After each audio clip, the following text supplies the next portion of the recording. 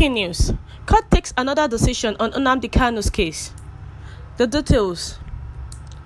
It was reported that Ñnamdi Kanu, leader of the outlawed indigenous people of Biafra, (IPOB), has been taken back to the Department of State Services (DSS) custody. The IPOB leader was arraigned before a federal high court in Abuja on a 7-count charge. He had pleaded not guilty to the charges bordering on treasonable felony and terrorism. Binta Unyanko had adjourned the matter till November 10, and the IPOB leader was whisked out of the court in a convoy of white Hilux van. The court has taken another decision on Ñnamdi's case. Ñnamdi, who is the IPOB leader, the indigenous people of Biafra, has been taken back to the Department of State Services custody. The IPOB leader, who was arraigned before a federal high court in Abuja on a 7-count charge. Recall that the federal government amended a 7-count charge against Ñnamdi Kanu, and that was few days before his trial. But today, which was his trial, Ñnamdi Kanu was returned back to the detention. Binta Unyanko adjourned the matter till November 10, and the IPOB leader was whisked out of the court in a convoy of white Hilux van. Ñnamdi Kanu, who has pleaded not guilty to the charges bordering on terrorism, treasonable felony and terrorism, he said he's not a terrorist. IPOB is not a terrorist group. We are just agitating for Biafra. There's nothing more or less than that. We are not terrorism. We are not bandits. We are not kidnappers. We don't go against the law. We are just agitating. We are just saying our mind out that this is what we want. Freedom of speech. But the court has adjourned his matter till November 10. We wait for his hearing again November 10. But Ñnamdi Kanu arrives court for trial. The detained leader of the indigenous people of Biafra, IPOB, Ñnamdi Kanu, has arrived the Abuja division of the Federal High Court. Kanu arrived the venue of his trial over allegations of terrorism and treasonable felony, but his visuals could not be gotten. It was gathered that he was believed to be among a convoy of about 6 vehicles that drove into the court premises around 8 a.m. on Thursday morning by operatives of the Department of State Services (DSS). The convoy was led by a black Prado Jeep, followed by 2 Hilux, 2 buses, and 2 other Hilux. Before his arrival, security operatives including DSS, Nigeria Army, police, and the NSCDC had cordoned off all entrances leading to the headquarters of the Federal High Court, Abuja.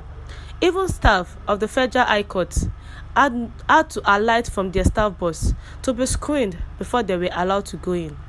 Kanu was arraigned alongside 4 others on 6-count criminal charge bordering on alleged terrorism and treasonable felony in 2016. He pleaded not guilty to the charges and was admitted to bail in the sum of 100 million naira, with 3 sureties in like sum, one of which was a 7th senator, Ñnamdi. However, he had jumped his bail in 2017 after his family house in Alfaruku, Abia State, was invaded by personnel of the Nigeria Army. Following the jumping of his bail, trial judge Justice Binta Unyanko had voided the bail and issued a warrant for his arrest.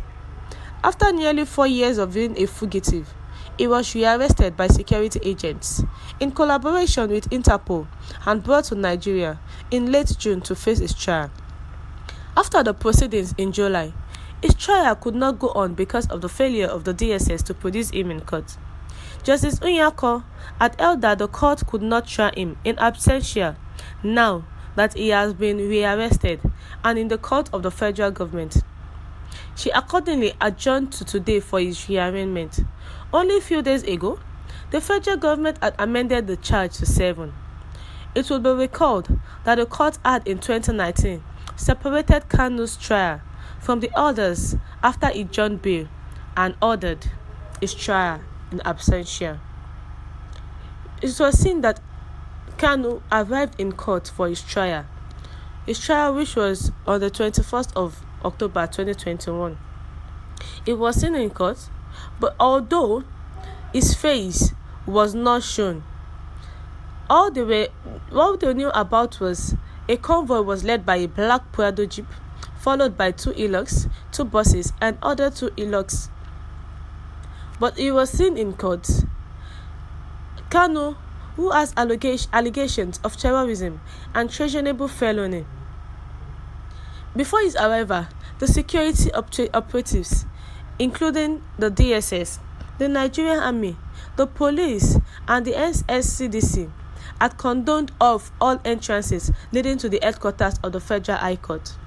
They had to mark the entrances to make sure that nothing happened. Nobody comes in to cause riot in the High Court.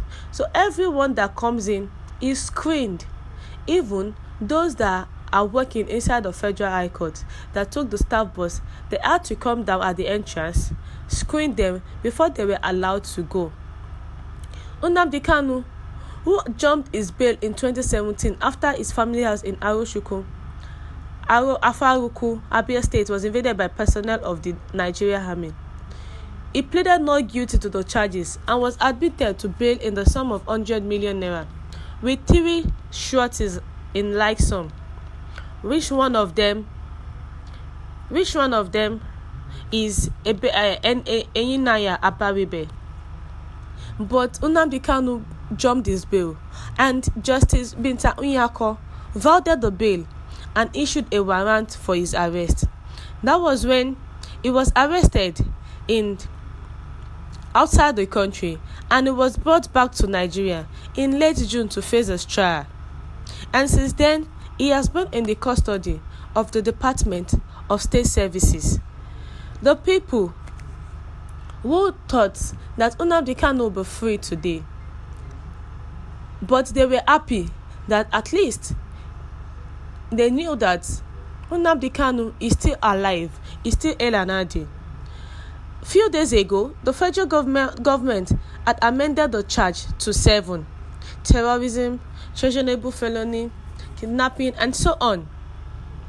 But today, Binta Unyako had adjourned the rearrangement of Ñnamdi Kanu to November 10, 2021.